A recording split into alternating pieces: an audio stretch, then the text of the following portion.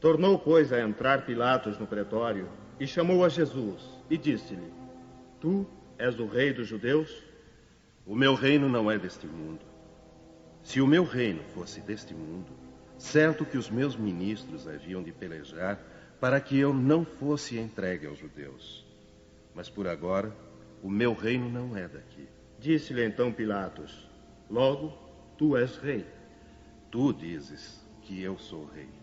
Eu não nasci nem vim a este mundo senão para dar testemunho da verdade.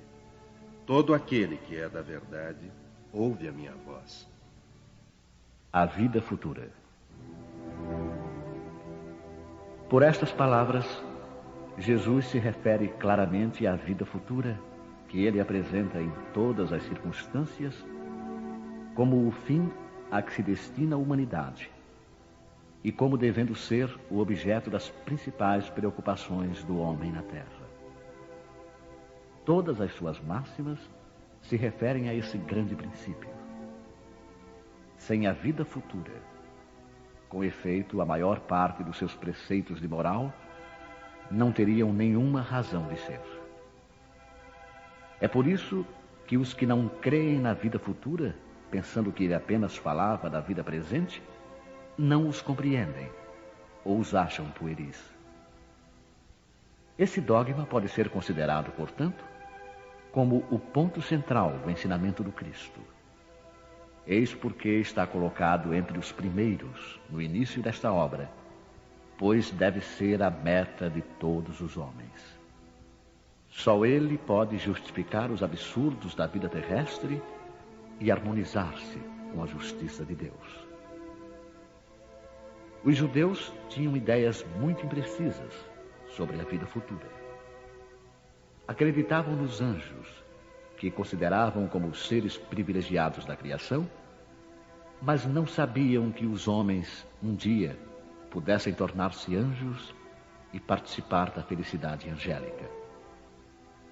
Segundo pensavam, a observação das leis de Deus era recompensada pelos bens terrenos, pela supremacia de sua nação no mundo, pelas vitórias que obteriam sobre os inimigos.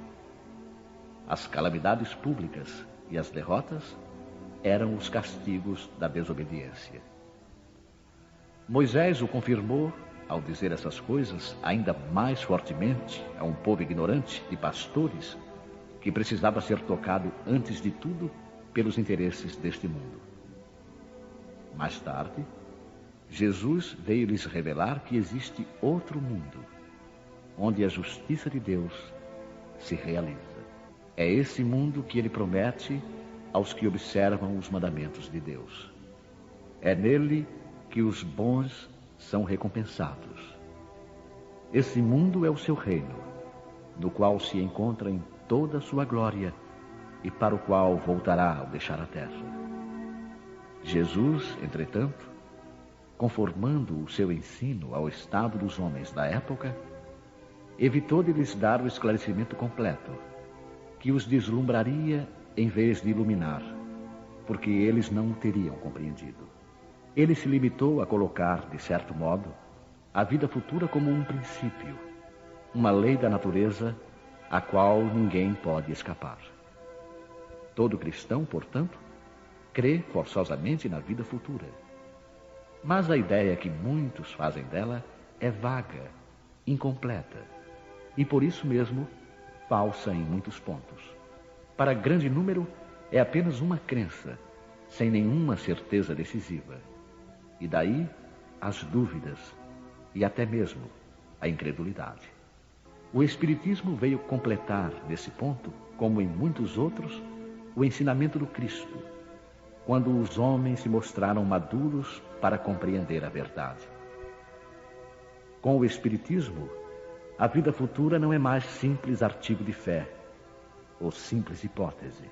É uma realidade material, provada pelos fatos, porque são as testemunhas oculares que a vêm descrever em todas as suas fases e peripécias, de tal maneira que não somente a dúvida já não é mais possível, como a inteligência mais vulgar pode fazer uma ideia dos seus mais variados aspectos, da mesma forma que imaginaria um país do qual se lê uma descrição detalhada.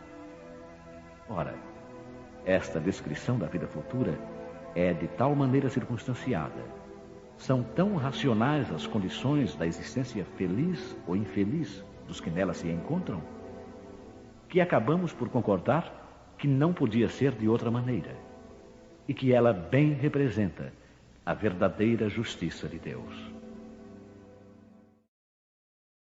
A realeza de Jesus. O reino de Jesus não é deste mundo. Isso todos compreendem. Mas sobre a terra, ele não terá também uma realeza?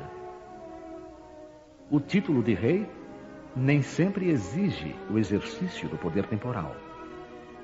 Ele é dado por consenso unânime aos que, por seu gênio, se colocam em primeiro lugar em alguma atividade, dominando o seu século e influindo sobre o progresso da humanidade. E é nesse sentido que se diz o rei ou o príncipe dos filósofos, dos artistas, dos poetas, dos escritores, etc. Essa realeza que nasce do mérito pessoal, consagrada pela posteridade, não tem muitas vezes maior preponderância que a dos reis coroados? Ela é imperecível, enquanto a outra depende das circunstâncias. Ela é sempre abençoada pelas gerações futuras, enquanto a outra é, às vezes, amaldiçoada.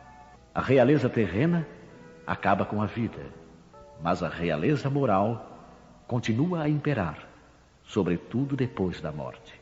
Sob esse aspecto, Jesus não é um rei mais poderoso que muitos potentados? Foi com razão, portanto, que ele disse a Pilatos: eu sou rei, mas o meu reino não é deste mundo.